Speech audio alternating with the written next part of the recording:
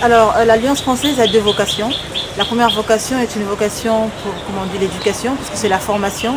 Nous sommes là pour faire la promotion de la langue française, pas seulement la promotion de la francophonie aussi. La francophonie regroupe un peu toutes les langues, comment on dit, francophones.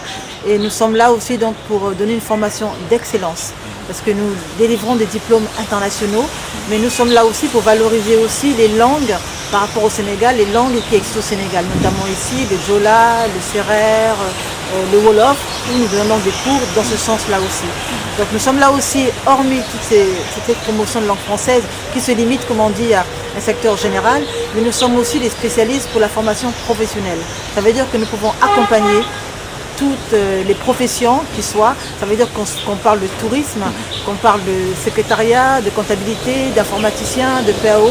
Nous sommes en tout cas habilités, nous sommes formés, spécialistes pour accompagner justement les professionnels. On peut même accompagner les professions d'État, les administrations par exemple d'État, où on aide par exemple les professionnels à préparer leur concours d'inspection, d'inspecteurs plutôt, l'administration, des choses comme ça. Donc nous sommes en fait habilités à le faire. Nous avons une deuxième vocation qui est culturelle et donc qui est très spatiale. On nous connaît d'ailleurs un peu plus dans ce secteur-là, où nous, nous favorisons les activités qui se passent. Nous faisons la promotion des artistes et des différents arts. Nous faisons la promotion donc nous arrêtons pas de faire la promotion de la formation, donc en mettant en place des échanges entre les artistes, entre intellectuels, mais aussi des résidences que nous mettons en place. Nous faisons la promotion donc de différents arts, que ce soit de la musique, du théâtre, de la danse, de la peinture, de l'écriture. Et nous avons effectivement aussi une grande médiathèque ici qui est équipée de plus de 10 000 livres, où nous faisons la promotion du livre et des activités autour du livre. Donc présentation par exemple de nouveaux auteurs.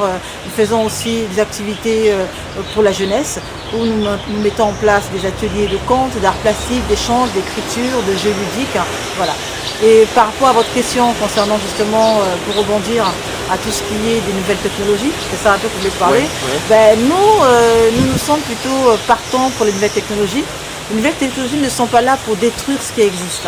Alors c'est toujours un peu contradictoire parce que nous, par exemple, nous faisons la promotion du livre, on a l'impression que la nouvelle technologie va venir enlever le livre. Ce n'est pas du tout ça. Moi je pense que ça vient appuyer, sincèrement. C'est-à-dire qu'on parle aujourd'hui du numérique, on parle aujourd'hui de l'innovation et je trouve que c'est important parce que d'ailleurs tout ce qui est numérique veut dire que c'est gardé. Aujourd'hui on a beaucoup travaillé hier sur du papier.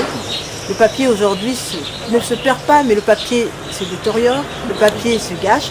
Le numérique, c'est vraiment, ça ne vient pas remplacer, c'est vraiment pour nous accompagner dans nos vraiment différentes actions. Parce qu'on numérise, aujourd'hui notre médiathèque est numérisée, ça veut dire que tout se trouve dans une machine et cette machine est reliée à un réseau qui peut récupérer aussi les éléments. Si cette machine, elle éclate, ça serait toujours sauvegardé. Et ça, c'est important aujourd'hui. Aujourd'hui, on voit par exemple des personnes qui ont perdu des diplômes, qui ont perdu ceci, parce que ça n'a pas été numérisé. Donc le numérique, c'est plutôt bon dans ce que l'on fait, dans ce que nous faisons.